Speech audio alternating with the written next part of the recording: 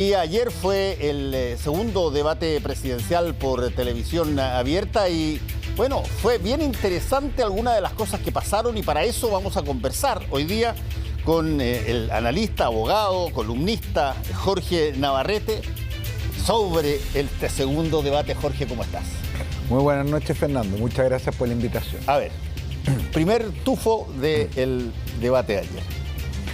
A ver, para analizar los debates yo creo que hay dos cosas que es importante siempre decir de forma previa, y es que el análisis está teñido primero por las expectativas que uno tenía respecto a cada uno de los candidatos, que estaban muy marcadas por lo que había sido el primer debate, y segundo por la posición en la cual se encuentran, porque evidentemente quienes están en posiciones más expectantes tienen poco que ganar y mucho que perder, a diferencia de los que están repuntando desde atrás. Y con esas dos consideraciones yo te diría que el gran ganador del debate de ayer probablemente fue Yanna Proboste, en el sentido de que a la luz del desempeño del primer debate, en este se le vio mucho mejor. Encontró el tono, le hablaba a un electorado de manera más clara, creo que conjugó mejor los argumentos y los pudo desarrollar con un mayor grado de tranquilidad. En el caso de Kast es un poquito al revés. Le ha ido tan bien en el primero que muchos de sus partidarios probablemente se sintieron un tanto decepcionados. No pudo repetir, quizás entre otras cosas, porque ya está en una posición mucho más expectante de la que estaba en el primer debate. Tiene que tener más cuidado también. Así es. Boric, diría yo, pasó sin grandes aciertos, tampoco sin grandes sobresaltos. Y me parece que había dos figuras que estábamos mirando con mayor cuidado. Primero, Marco Enríquez, que no había estado en el debate anterior, que lo hizo bien. Él conoce los códigos televisivos, con mucho desplante, pero tengo dudas de que con gran impacto. Es decir, hay mucha gente que pudo haber reconocido que lo hizo muy bien y sin embargo eso no mueve la aguja en las preferencias. Y me parece que el caso más importante y donde la deuda estaba presente era en el caso Sebastián Sichel. Y creo que Sichel nuevamente no logró dar el punto, se le vio nuevamente algo incómodo, nervioso. Yo fíjate que cuando ustedes transmitieron el primer debate, me pareció que cuando él estaba hablando, se había dado cuenta de que un cierto relato que había sido muy exitoso para ganar la primaria no le iba a funcionar en esta segunda etapa. Y pensamos que de ese primer debate a este iba a corregir.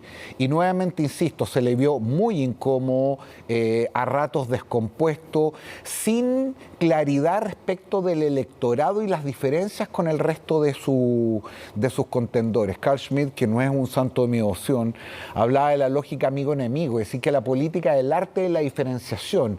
Y lo que te distingue es más bien lo que te separa del resto. Y no queda muy claro, salvo el caso de Kast, que separa mucho más el resto, y eso en el caso de Sichel es mortal, y para qué decir del combo que le pegó Yanna Proboste, que lo dejó turuleto varios minutos después. Sí, bueno, hay varias variables que son importantes. Una de ellas creo que se vio muy fuerte en el primer debate. Tú tienes en la derecha dos candidatos que provienen total y absolutamente de distintas vertientes, tienen ambos pasado político o profesional, pero la diferencia entre uno y otro al enfrentar preguntas, independiente de si es que a ti te parecen o no te parecen las ideas de cada cual, o sea, es tan obvio que si es que alguien tuviera que hacer un test y le dijera, mira, aquí en estos dos candidatos hay uno que es profesional de la política y otro que es amateur de la política. ¿Cuál de los dos es profesional y cuál de los dos es amateur? Yo creo que, pero es impresionante en ese sentido cómo Sebastián Sichel, siendo una persona que tiene talento y ha estado en esto, se ve tan disminuido a la hora de comunicar cosas como en los últimos dos debates, comparándolo con el propio José Antonio Kast, que tuvo mucho aplomo en el primero. Ahora, aquí se alteró un poco más. Sí. Tú podrás estar de acuerdo o no estar de acuerdo con sus ideas, pero es una persona tan bien como en ese aspecto como Marco Enríquez Ominami, que también no tiene necesidad de gritar sus cosas para plantearlas, digamos. Sin duda, mira, ayer tú tienes razón, se vio menos, pero la gran gracia de Kast, me parece a mí, tiene que ver con un cierto tono, con una manera de expresar sus ideas, en la cual lo hace con un nivel de tranquilidad, pese a que te puede estar diciendo muchas brutalidades, especialmente para quienes tenemos diferencias políticas muy profundas con él. Lo segundo que yo creo que es muy relevante es que Kast tiene menos vergüenza de representar más genuinamente a su sector. Y ha apelado a conceptos tradicionales muy caros para la derecha, como son el tema de la propiedad, el tema de la seguridad, el orden público, el cumplimiento de las reglas, el Estado de Derecho, la certeza, la zanja, en fin, cosas que en general resultan algo distantes para quien está tratando de modernizar o ayornar la derecha, o como el mismo Sichel alguna vez dijo, de romper los esquemas tradicionales. Pero yo creo que está ocurriendo algo más profundo, Fernando. El electorado de derecha siempre ha tenido un rasgo absolutamente repetitivo en la historia de Chile, especialmente en las últimas décadas. Y es que su primera preferencia para votar, más que elegir a quien mejor te representa, es quien más posibilidades tiene de ganarle al adversario, en este caso a la izquierda. Y esa fue la razón por la cual Sichel arrasó en su primaria, ganándole a Lavín y al resto de los candidatos. Lo que pudiera estar ocurriendo es que más allá de los errores de Sichel y los aciertos de Kast, es que hay un cierto sector de la derecha que ya en algún sentido tiene asumida la derrota. Y si van a perder, prefieren perder con alguien de sus propias filas. Primero, para iniciar un proceso de recomposición y dejar parado un liderazgo que pueda afrontar el futuro gobierno, que no va a ser para nada fácil quien sea el próximo presidente de la República. Yo creo que hay un cierto sector de la derecha que se cansó de votar por personas que no provienen de su propio sector. En este caso, por tercera vez, por un exdemócrata cristiano, dirían algunos. Y en ese sentido, esto no solamente se explica por los errores y los aciertos de los candidatos, sino por la propia proyección y perspectiva que el electorado de derecha pudiera tener respecto a lo que va a ocurrir en primera y segunda vuelta. Ahora, la otra variable que, por cierto, incide en los debates, Jorge, es la contingencia. Sin duda. Y la contingencia ha sido particularmente dañina para Sebastián Sichel, porque quien está en el centro de la cuestión es el presidente de la República, alguien bastante cercano, que Sichel sirvió al presidente hasta hace muy poquito.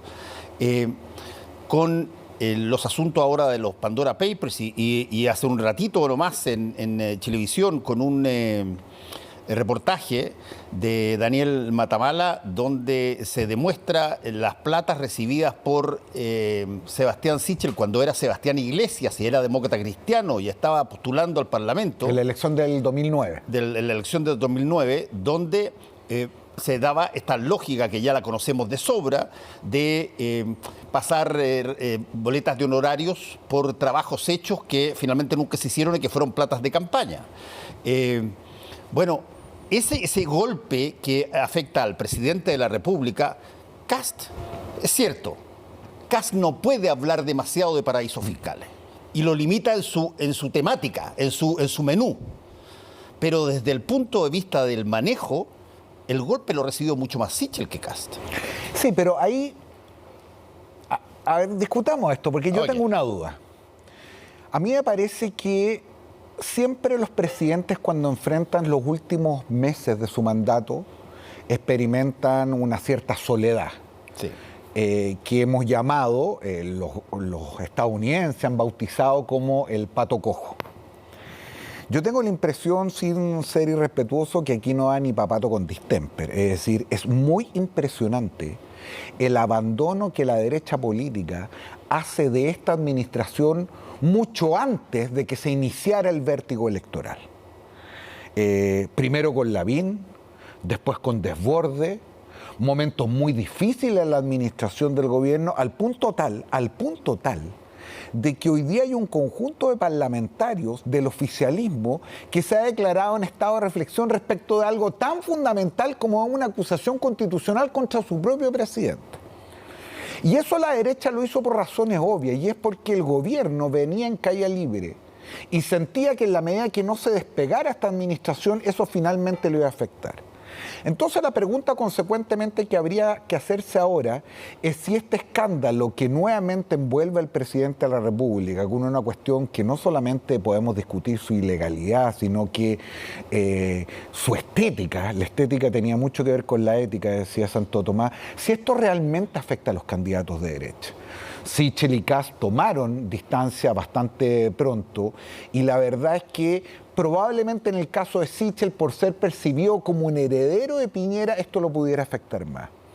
Pero Sichel, diría yo, su gran caída ha sido presa de sus propios errores. Tú lo decías muy bien al principio, ha demostrado mucho amateurismo en esto. Por ejemplo, no hay nada de malo de oponerse a una política pública y sin embargo haber retirado.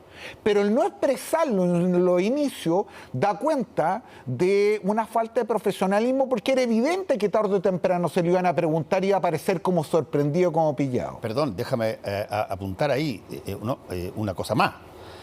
Esto causaba, creo yo, tanto daño en un momento dado para el propio gobierno, que es el presidente de la República el que hace un punto de prensa a pito de nada en la mañana del mismo día, antes de Sichel, y dice que él no retiró. Así es. Nada del 10%. Nadie le había preguntado en términos estrictos en ese punto de prensa. No, él decidió darlo con lo que el peso de la posición de Sichel quedó pero tremendamente desequilibrada y una hora o media hora o 45 minutos después, Sichel sale a decir que él efectivamente retiró. Y cosa creo que se podría haber hecho al principio y evidentemente, como tú lo dices, era legal en ese momento y tenía todas las posibilidades de retirarlo sin que eventualmente y toda la diferencia fuera es muy dañino. Toda la diferencia es en no haberlo dicho primero y aparecer como sorprendido, como que lo estaba intentando ocultar. Y eso en algún sentido también ha pasado con el relato de Sichel. Yo en esto quiero ser bien cuidadoso porque a mí personalmente, por ejemplo, no me gustó y no me parece la forma, esta entrevista que se le hizo a su padre biológico en The Clinic, me recordó, entre otras cosas, episodios bastante tristes, uno de ellos muy conocido, la campaña del sí y el no, pero es indudable que cuando uno abre las puertas de su vida... Está hablando, precisémoslo porque hay mucha gente que no lo sabe. Tú lo que estás hablando, si es que te entiendo bien, es en la franja del sí, cuando entrevistan a la ex mujer de Ricardo del Lagos presidente, de Ricardo Lagos, en ese momento, por cierto, no era presidente, no había presidente democrático, entrevistan a la ex mujer de Ricardo Lagos que, bueno, básicamente ella da su opinión, que por cierto es bastante dañina para con el ex presidente, tratando de dañar las figuras que eran parte de... Y confieso que yo me sentí incómodo cuando leí ese reportaje de Clínica. A mí no me gustó, pero también debo, si no, reconocer que cuando uno abre su vida personal y sobre eso construye un relato político, es difícil abrirla para algunas cosas y cerrarlas para otras. Pero a propósito del amateurismo, yo nunca he sido asesor de candidatos presidenciales, sí de precandidato y con resultados bastante nefastos, como el caso de Claudio Orrego. Pero fíjate ayer, Yarna Proboste lo interpela y le dice, entre otras cosas, ¿fuiste lobista de las empresas de gas? La historia quizá hubiera sido bastante distinta, estoy pensando en voz alta, si por ejemplo Sichel lo hubiera dicho, sí, por supuesto. Creo en el libre mercado, se trata de una empresa de servicios básicos, usted calienta su comida, alimenta a sus hijos, calefacciona su hogar con este tipo de empresa, no tengo ningún problema en reconocer que efectivamente en el ejercicio privado quise favorecer a determinadas empresas por la importancia que éstas tienen. Y la discusión hubiera quedado ahí. Pero el hecho de, sí, no, soy abogado, me siento muy orgulloso, sí, es la ambigüedad lo que probablemente está matando a Sebastián Sichel y en contraste con las certezas, incluso algunas bastante brutales como la de la zanja, que hace José Antonio Kast. Es ahí donde está el punto de inflexión. Sí, bueno, ahora proyectemos esto en los momentos que pasan. Tú hablaste del concepto del pato cojo, que es el último año de un presidente o presidenta que no se puede reelegir en cualquier parte del mundo. Y que lo que normalmente pasa en ese último año, cuando la aprobación del gobierno es baja, básicamente no consigue que le aprueben nada y no puede pasar en ese último año ningún proyecto de ley relativamente potente porque todos están esperando quién llega después.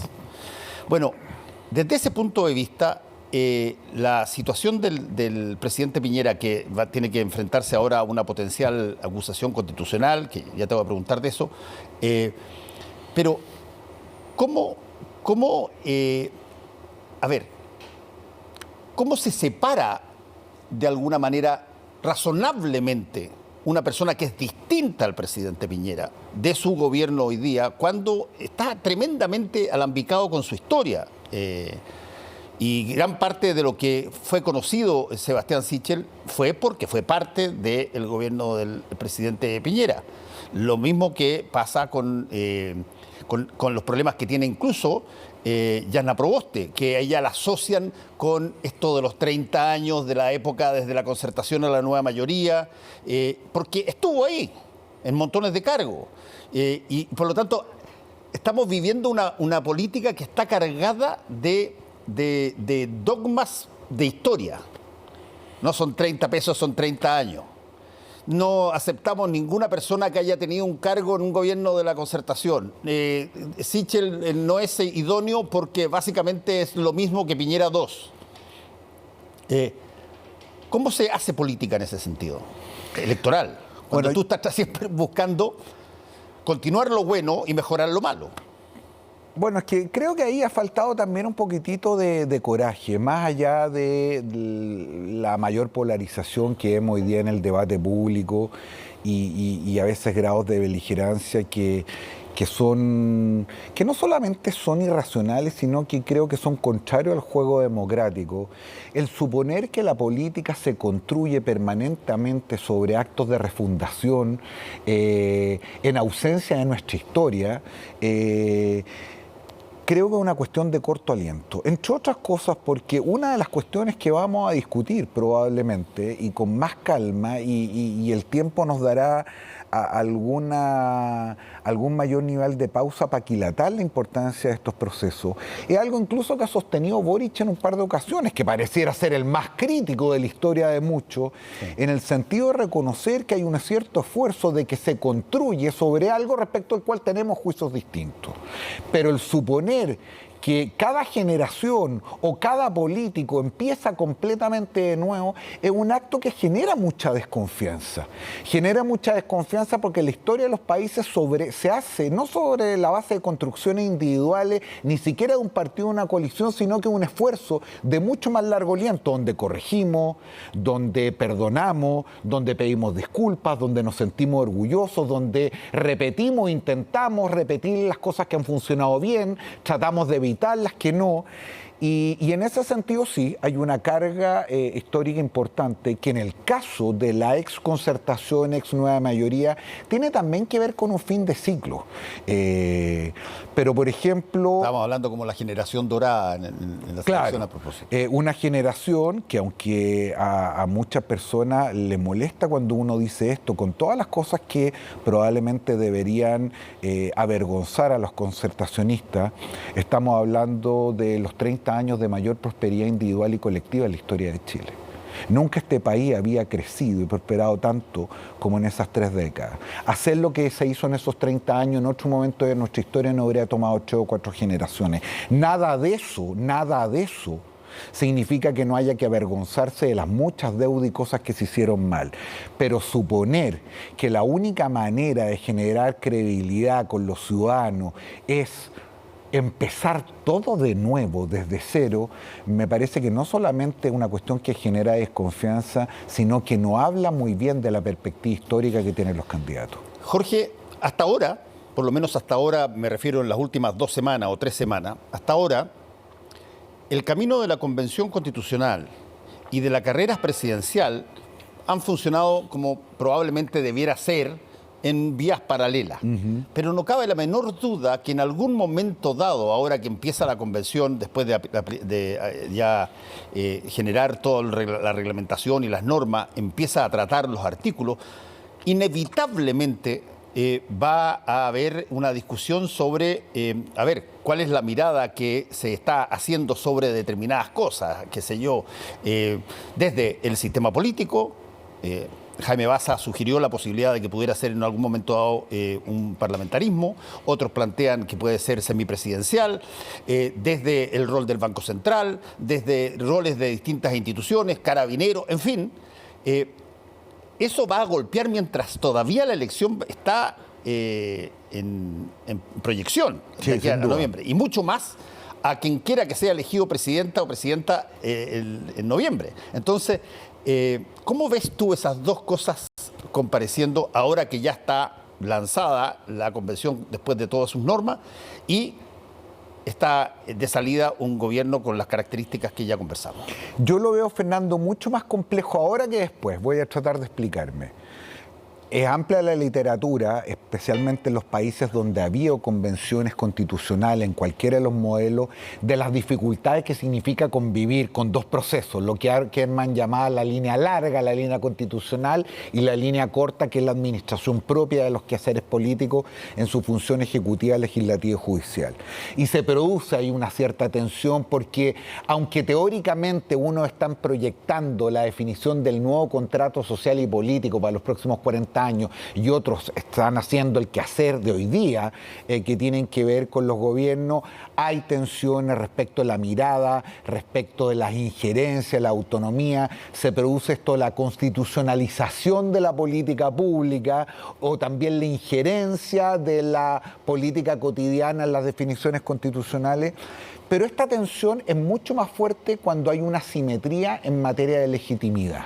Es decir, a mí me preocupa más la tensión entre una convención constitucional discutiendo las cuestiones de fondo, con un gobierno que se está terminando y con un Congreso profundamente desprestigiado. No es que la convención constituyente esté particularmente prestigiada últimamente, a lo que va a ocurrir después. Que cualquiera sea el presidente o presidenta de Chile, o cualquiera sean los nuevos diputados, senadores, gozan de una legitimidad por la vía ser revalidado ciudadanamente en las elecciones. Es decir, el periodo de aquí a marzo es más complejo en esa convivencia de lo que vaya a ocurrir en marzo para adelante. Ahora, como tuvimos que postergar este proceso y los tiempos no van a calzar, se van a dar muchas dificultades. Y la primera de ellas es que una vez que se nos proponga un texto a los ciudadanos y eventualmente lo aprobemos, vamos a tener que aprobar también un régimen de transición. Supongamos que se cambiamos el régimen presidencial a uno semipresidencial o parlamentario. ¿Eso cuándo empieza a ocurrir? ¿Empieza a ocurrir cuando termina este periodo o empieza a ocurrir antes? ¿Qué ocurre si pasamos un sistema unicameral? Si terminamos con la autonomía del Banco Central y suma y sigue.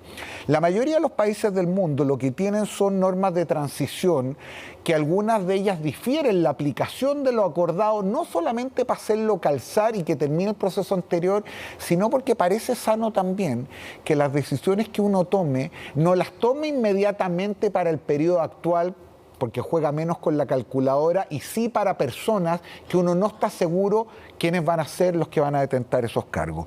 Pero la discusión que instaló Baza en tolerancia cero justamente tiene que ver con esto. Es decir, si aprobamos un cambio al régimen presidencial y este se aprueba, ¿el próximo presidente o presidenta tiene que terminar su mandato o es simplemente un régimen de transición y se interrumpe? Y ahí sí, en el régimen de transición es donde evidentemente quien sea elegido presidente o presidenta puede hacer mucha diferencia, porque sinceramente yo no creo que nadie esté pensando en si vamos a tener un régimen presidencial, semipresidencial o parlamentario según quién es el próximo presidente. Eso sería una medida media mezquina. Pero lo que sí es verdad es que establecido que vamos a tener un determinado régimen, el que termine o no termine su periodo, eso sí puede depender de quién sea el próximo presidente o presidenta de Chile. Eso es verdad, y de hecho ha pasado en muchos países que han revisado o reconstruido sus constituciones, han tenido este mismo dilema porque las normas que ellos han colocado ahí a veces han cambiado los sistemas desde, por ejemplo, el bicameral al unicameral, y tienen que decir, bueno, ¿desde cuándo empieza esta situación? En una de esas, una de las formas sea incluir en el mismo plebiscito dos opciones, digamos. por ejemplo. Yo creo que eso no va a ocurrir. Lo que debería ocurrir, supongo yo, es que la proposición que nos haga la Convención Constitucional y que va a ser solamente aprobada o rechazada, además del texto constitucional, vengan incorporadas ya todas las normas de transición y por lo tanto uno va a votar apruebo o rechazo a la nueva Constitución, incluida las normas respecto a su vigencia. Ya, yo lo decía por una razón quizás práctica, porque de hecho cuando parte el nuevo proceso podría perfectamente ser independiente del contenido de la Constitución. Absolutamente, de hecho lo es materialmente. Lo es materialmente, y por lo tanto tú podrías hacer esas dos preguntas, una por la Constitución y la otra por si que parte ahora en 2 años más, o parte ahora en un año más, o parte ahora cuando termina el periodo de 4 años. Y quizás lo más significativo, Fernando, a propósito de las noticias que hemos tenido del reglamento, es que no solamente el texto constitucional ha de ser aprobado con 2/3 de los miembros de la Convención, sino que también probablemente todas las normas de transición para efectos de proponernos su entrada en vigencia. Sí. Por último, te quiero preguntar por la otra variable electoral que tiene que ver con, a ver, no es una variable electoral, pero puede incidir, que tiene que ver con lo que estamos viendo y se ve hoy día y se ve mañana, el cuarto retiro. ¿Qué tanto sientes tú que esa votación puede definir determinadas cosas?